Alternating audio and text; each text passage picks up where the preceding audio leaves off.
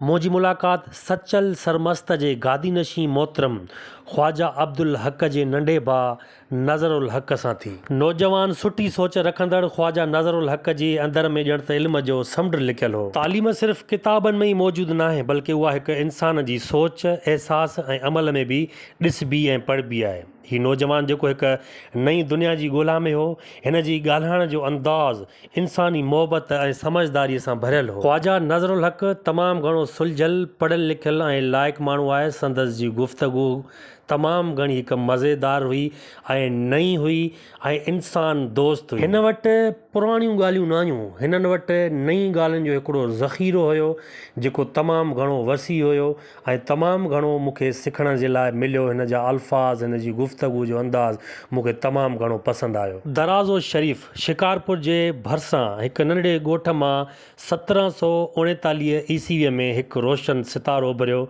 जंहिंखे दुनिया सचल सरमस्त जे नाले सां सुञाणे थी। सचल सरमस्त जो असल नालो अब्दुल वहाब हो। हू फ़क़ीरी जे माहौल में पलियो जिते रूहानियत, इल्म ऐं इश्क इलाही जो रंग घाटो हो। नंढपिण खां ई सचल सरमस्त सूफ़ी तालीमात ॾांहुं मायल रहियो। संदसि दिलि में रब जे इश्क जी एतिरी त शिदत हुई जो उहो ज़ाहिरी बंदिशूं ऐं फ़र्क़ु मञण लाइ तयार ई न हो। हू चवंदो हो, न को मज़हब, न को क़ैद, मां सिर्फ़ु रब जो आशिक़ आहियां। सचल सरमस्त शाइरी खे सिर्फ़ लफ़्ज़नि जो संगीत न पर रूह जी तर्जुमानी सम्झंदो हो। संदसि बेत, वायूं ऐं काफ़ियूं सिंधी, सराइकी, फ़ारसी, अरबी, उर्दू ऐं पंजाबी में महफ़ूज़ आहिनि ऐं हर ॿोलीअ में हिकु ई पैगाम अथसि, इश्क, आज़ादी ऐं इंसानियत। सचल समाज में वधंदड़ तंग नज़रिए, फ़िरके वारियत जे ख़िलाफ़ आवाज़ बुलंद हो।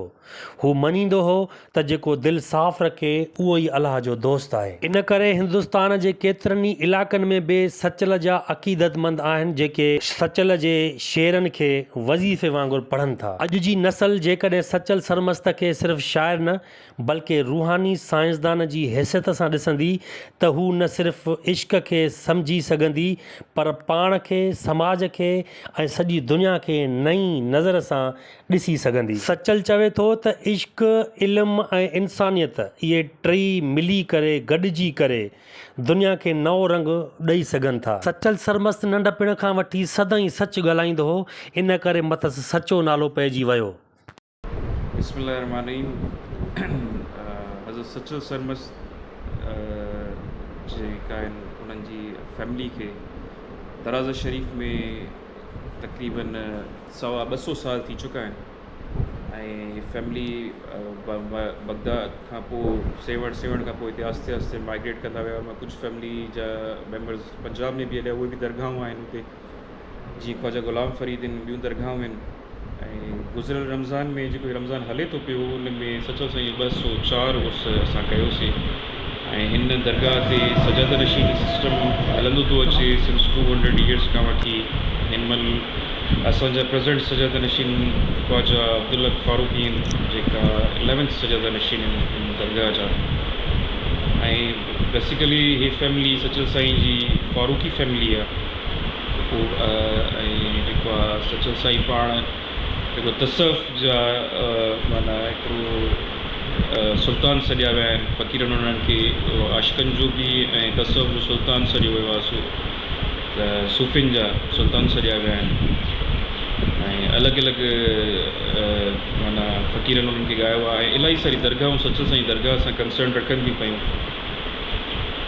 ऐं हर साल सालियाना जेकी रूहानी तक़रीबात 200 सालनि खां हलंदियूं थी अचनि पियूं, उहे ओड़े तरीक़े सां ई जेको आहे मल्हायूं आहियूं जीअं 200 साल पुराणी रवायती हलंदियूं ईंदियूं आहिनि।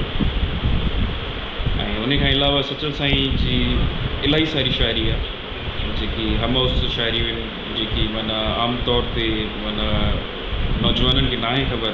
ॿाहिरि माण्हू सम्झंदा आहिनि त सचल साईं माना हिकिड़ा बुज़ुर्ग माना सिर्फ़ु रहिया, पर उन्हनि बुज़ुर्ग खां अलावा बि उन्हनि जी शाइरी में इलाही वॾा तसव्वुफ़ जे हवाले सां, इंसानियत जे हवाले सां इलाही वॾा मैसेजिस आहिनि।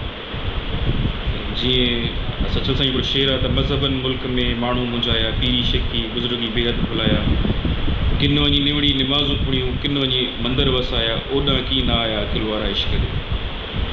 ऐं अहिड़े तरीक़े सां इन तर्ज़ ते ई सचल साईं इलाही खोड़ सारी शाइरियूं सचल साईं ऐं साईं बाबा बुल्ले शाह जी तव्हां शाइरी ॾिसंदव त इलाही रिज़ेम्बल कंदी आहे, माना हिकिड़े माना साॻे तरीक़ेकार जी माना शाइरी थियल आहे। आख़िर में हिकिड़ो आख़िरी शेर सचल साईं जो चवंदुसि त कचो सचो न थिए तोड़े चढ़ेसि रंग, सचल सिर संग कचा बि सचा थी विया। कचहरी जो मूड बि हुयो, असां बि तव्हांजे लॾे जा माण्हू आहियूं, भॻवान जी घणो कुझु सिखण लाइ मिलियो, यकीन कयो आहे। बरोबर असांजो सिखियो आहे वॾनि खां वठी थोरो घणो। तमामु ज़बरदस्त, तमामु ज़बरदस्त, महिरबानी।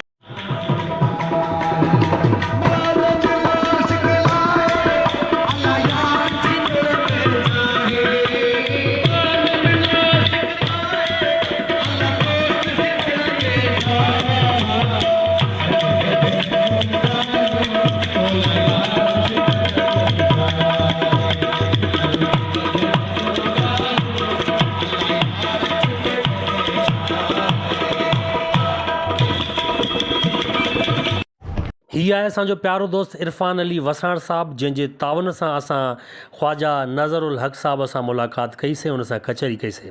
दोस्तो वीडियो जो इख़्तिताम कजे थो ऐं उमेदु कयां थो हीअ मुंहिंजी नंढड़ी कोशिशि तव्हांखे पसंदि आई हूंदी।